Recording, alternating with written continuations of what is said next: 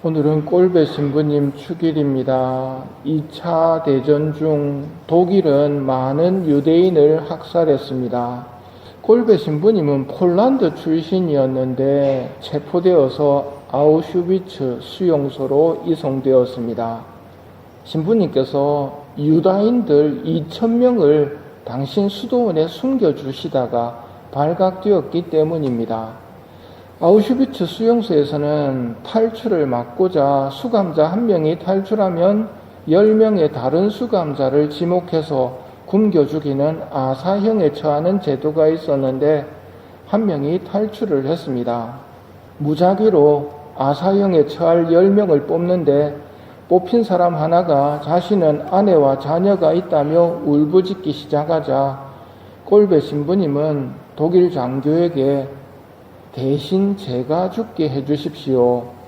저 사람은 아내와 자녀들이 있습니다. 제가 저 사람을 대신해서 죽겠습니다. 이렇게 꼴배 신부님은 지하 아사감방으로 향했고 대신 살아난 프란치세크 가조우니체는 끝까지 살아남았습니다. 일반적으로 아사형에 처해지면 굶주림과 갈증 그리고 정신착란 상태에서 죽는 것이 보통이었고 모두 죽을 때까지 비명과 신음소리가 들려왔지만 꼴배 신부님이 들어가신 아사감방은 달랐습니다. 신부님은 다른 포로들을 격려하면서 우리는 조금 있으면 천국에 있게 될 것입니다 하고 격려하고 기도하며 용기를 주었습니다. 물을 먹지 않으면 얼마 못 삽니다. 그런데 이상하게도 죽지를 않습니다. 2, 3주가 지나도 꼴배 신부님과 몇 사람이 살아남아 있었습니다. 결국 페놀 주사를 놓아서 살해하였고 그날이 오늘 8월 14일이었습니다. 꼴배 신부님의 시신은 다음 날인 성모 성천 대축일 8월 15일에 아우슈비츠 수용소 화장장에서 소각이 되었는데 성모님을 많이 사랑하셨던 신부님은 평소에 성모님이 돌아가신 날, 즉 성모 성천 대축일에 죽고 싶다고 말씀하셨는데 이렇게 이루어진 것입니다. 꼴배 신부님이 동생에게 보낸 편지를 보면 여러분이 여행을 하시다가 낯선 나라에 도착을 하게 되었습니다. 그래서 4시간 동안 자유시간을 받았습니다. 여러분 뭐 하시겠습니까? 꼴배 신부님이 배를 타고 가시다가 4시간 동안 자유시간을 받으셨습니다. 어디에서요? 부산에서. 우리나라 부산에 오셨습니다. 부산에서 내려서 4시간 자유시간을 받으셨는데 뭘 하고 싶어 하셨느냐면 이 땅에서 미사를 봉헌하고 싶어 하셨습니다.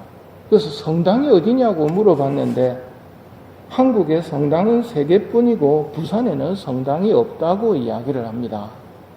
그러자 이 아름다운 나라를 언제 성모님께서 다스릴 것이며 예수님의 나라를 언제 세우실 것인가 하고 탄원의 기도를 바치십니다. 1930년 8월 3일에 있었던 일이라고 편지를 쓰셨습니다.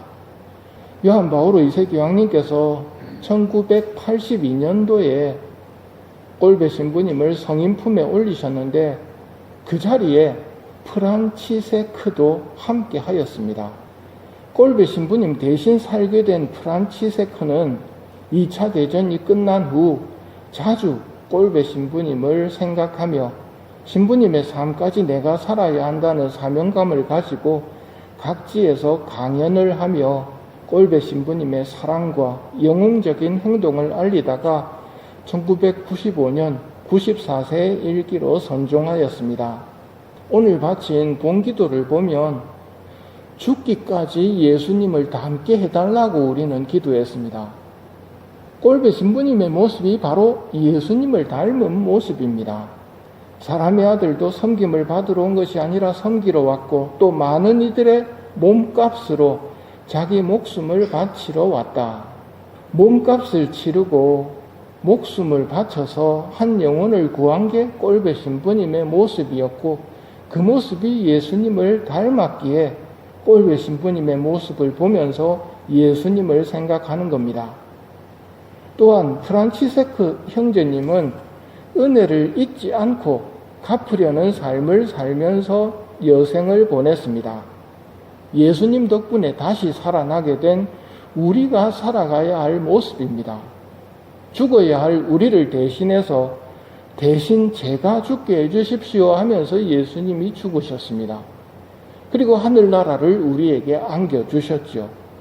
이 은혜를 안다면 우리도 예수님의 사랑을 더 널리 알리면서 모두 이 사랑 안으로 들어오도록 해야 되겠지요.